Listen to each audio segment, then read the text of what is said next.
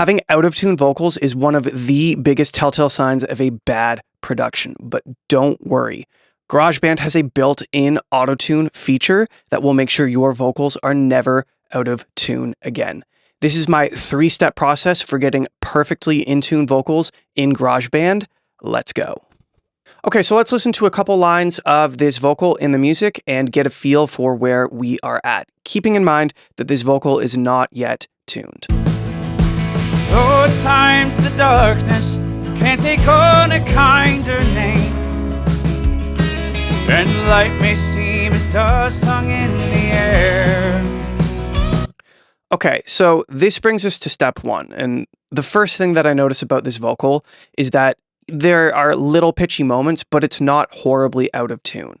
And step 1 is actually getting great vocal takes. None of these tuning plugins are made to rescue horrible performances. They're not really built for that. They're built to augment and tighten up good performances. The way to get a good performance is through a process called vocal comping. So next time you sit down and do vocals, do somewhere between 5 and 10 takes, and then take all of the best little moments of each performance and copy them into a new vocal track and create an entire super take of your vocals. That's a process called vocal comping, and it is absolutely the best way to get a great vocal performance. And I've done that with this vocal here already. Okay, so let's get to actually tuning the vocal, which is step 2. If we select our vocal track here and we hit B, we open up our plugins section. The reason I bring you here is because most people intuitively think that to open the pitch tuner, you need to open a plugin that might be hidden in pitch, but it's not there. That's because GarageBand thinks of vocal tuning as an editing tool, not as a mixing tool, so you actually won't find it in the plugin section. Instead, hit E on your keyboard to open up the editor, and you will notice this beautiful pitch correction slider right here. And that is the built-in GarageBand vocal tuner. So let's solo up this vocal and give this a slide. The further you slide it to the right, the more tuning or the more aggressive the tuning will be on the vocal. So let's have a listen. Though at times the darkness can't take on a kinder name. So we're starting to sound like T-Pain there. Artistically, you might want a heavily tuned vocal depending on what genre you're working in, but usually we want something that feels transparent, which means it's in tune, but you can't tell that it's been tuned. That's usually what I'm aiming for as a producer, so I'm going to slide this back and listen to it in the music, see if I can find an easier, more transparent balance. And light may seem as dust hung in the air. Even in the changes, the truth still feels the same. Okay, that's sounding great so far, but there's something else that we can do that is going to make it a million times better. If we look underneath this pitch correction slider, there is the limit to key option. And in order to show you what that does, I'm going to open up a different plugin just to illustrate an example here. So this is the OG of tuning plugins. This is Auto Tune. We're not actually going to be processing audio in the plugin. I'm just using this as an example. So if you look at the bottom here, all of the notes on the keyboard are lit up, which means in its current function, Auto Tune is going to tune the note that's being sung to the closest note on the piano.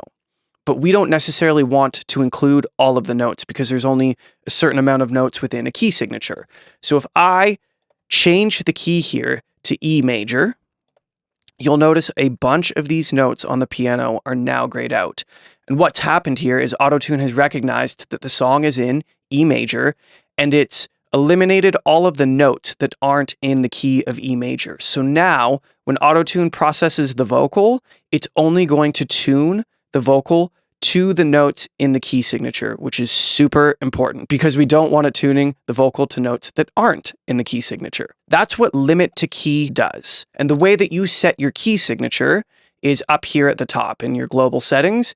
You can just select a key signature here. Now, my particular song is in E major. If you don't know what key your song is, don't worry. There's a few ways that we can go about this. If you know the chord progression of the song, usually AI will be able to tell you what the key signature is. So let's try that out.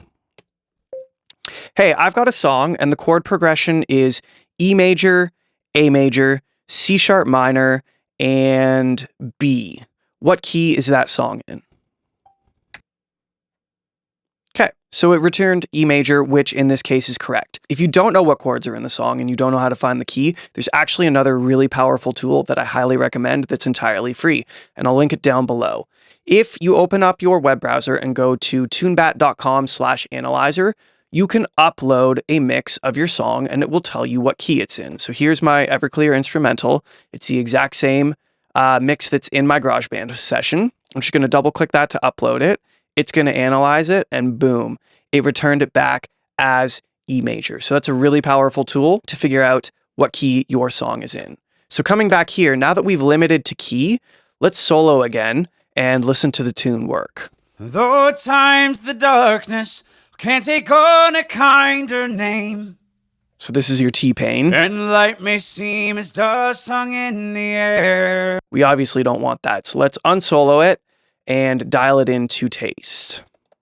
Though at times the darkness can't take on a kinder name, and light may seem as dust hung in the air.